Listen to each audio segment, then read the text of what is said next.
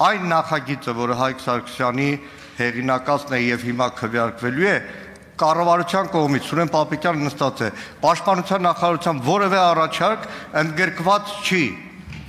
առաջարկ ընդգրկված չի եւ մենք հայտնվելու ենք այս նախագիծը օրակարգ բերելով հայտնվելու ենք խառնաշփոթի մեջ։ Բանակի բարեփոխման ռազմավարությունը գտնվում է մեր առաջնահերթությունների շարքում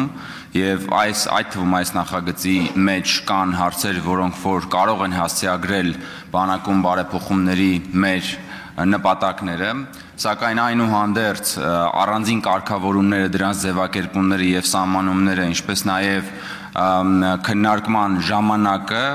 խմբակցությանը բերել այն համոզման, որ այս նախագիծը այս պահին այս տեսքով չենք կարող ընդունել։ Ես առաջնորդվելով վարչապետի հանձնարարականներով կշարունակեմ աշխատել մեր գործընկերների հետ, որպեսզի հնարավորինս շուտ կարողանանք այն բարեփոխումները եւ այն ուղենիշերը, որ վարչապետն է դրել մեր առաջ եւ կառավարության ծրագրում առկա են, դրանք կարողանանք կյանքի կոչել։ Ես նույնպես դեմ կքվեարկեմ օրենքի նախագծին։ Շնորհակալ եմ։